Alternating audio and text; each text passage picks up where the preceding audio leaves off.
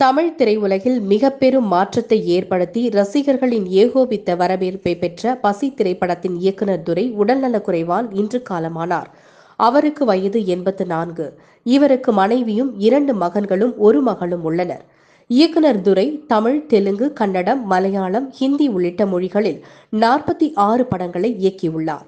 இவர் இயக்கிய பசி திரைப்படத்திற்கு 1979ஆம் ஆண்டிற்கான சிறந்த திரைப்படம் மற்றும் சிறந்த நடிகைக்கான தேசிய விருது கிடைத்தது.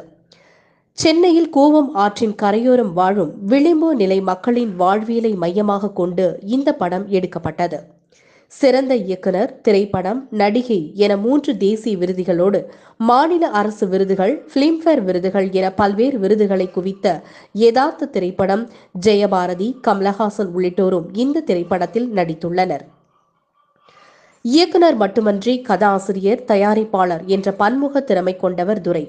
இவர் இயக்கிய அவளும் பெண்தானே, ஆசை 60 நாள், பாவத்தின் சம்பளம், ஒரு வீடு ஒரு உலகம், கிளிஞ்சல்கள் உள்ளிட்ட திரைப்படங்கள் மக்கள் மத்தியில் வரவேற்பை பெற்றவையாகும். இயக்குனர் துரை மறைவிற்கு தமிழ் திரையுலகினர் தங்களது இரங்கலை தெரிவித்து வருகின்றனர். அவரோடு இணைந்து 10 படத்திற்கு மேலாக ஒளிப்பதிவு செய்த ஒளிப்பதிவாளர் ரங்கா அவர்கள் மனமுருக திருவள்ளூர் முரசு சேனலுக்கு நேர்காணல் அளித்துள்ளார். ஐயா வணக்கம். ஐயா வணக்கம். அவரோட எத்தனை படங்கள் சேர்ந்து நீங்கள் பயணிச்சிருக்கீங்க? ஒரு 10 படம் பண்ணியிருக்கேன். என்னோட முதல் படமே அவர் டைரக்ஷனில் தான். ஓ சார். அவர் 1000 ஜென்மங்கள்னு ஒரு படம் பண்ணேன். எனக்கு லைஃப் கொடுத்ததே அவர் தான். ஆஸ் அ கேமரா ஒளிப்பதிவாக நீ தான் பண்ணி ஆகணும்னு சொல்லிட்டு எனக்கு இது பண்ணி சப்போர்ட் பண்ணி என்னை இந்த அளவுக்கு நான் இருக்கேனாக்கா அவர் தான் காரணம்.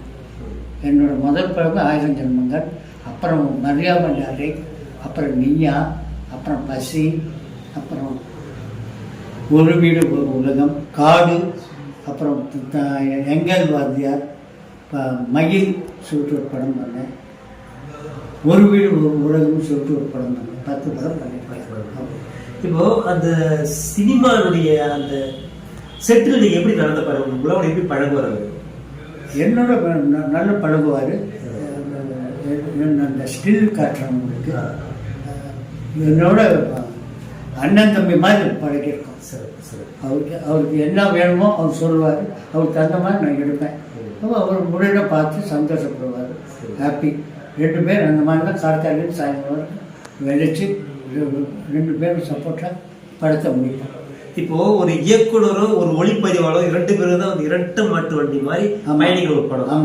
அந்த உங்களுக்குள்ள புரிதல் எப்படி இருந்தது? ஒரு பசி படமா இருந்தா என்ன நான் சொன்னாலும் அவர் என்ன சொன்னாலும் அவர் நான் ஏற்றுக்கிட்டு நான் பண்ணியிருக்கேன். அது அவருக்கு ரொம்ப சந்தோஷம். அவர் சொன்னதெல்லாம் நான் எடுத்துகிட்டு இருக்கேன். முடியாது இல்லைன்னு சொல்லிட்டு நான் சொன்னதே கிடையாது. அவருக்கு என்ன சந்தோஷம் மைண்டில் தோணுதோ அதெல்லாம் நான் பண்ணியிருக்கேன். அது பண்ணி அது படத்தை பார்த்து எனக்கு பாராட்டியிருக்கார் நிறைய வாட்டி. அதுதான் எங்கள் 2 பேருக்குள்ள ஒரு நட்பு. அவருடைய கடைசி படம் எது கொடுத்தீங்களா? கடைசி படம் எனக்கு துணை. இது 120 நாள் போயிருக்கு. ஆமாம். இது எங்கிருந்து யாருக்கு வாங்குறீங்க? இது முத்துராமன் வந்து கொடுக்குறாரு. முத்துராமன் கொடுக்குறாரு. நல்லா இருக்கும். டெக்னீஷியன் நல்லா இருக்கும், நடிகைக்கு நல்லா இருக்கும். அவரு தான் கொடுத்தாரு. சரி சரி. அடுத்து இது அவரோட வேலை செய்கிற படம். இது ஒர்க்கிங் ஸ்டில். இது வந்துட்டு ஒர்க்கிங் படம், வேலை செய்கிற படம். இது என்ன படம் ஐயா? இது மரியாதை டார்லிங் பண்ணிட்டு இது துரை. இதெல்லாம் ஒர்க்கர்ஸ். இவங்கெல்லாம் ஒர்க்கர்ஸ். நான் கேமரா. சரி சரி. இவங்கெல்லாம் அசிஸ்டன்ஸ். என்னோட அசிஸ்டன்ட். ஓ சரி. இவங்கெல்லாம் எங்களுக்காக நேரத்தை ஒதுக்கி நீங்கள் அவருக்கு ஒரு நேர்காணல் நடந்தது மகிழ்ச்சிங்க.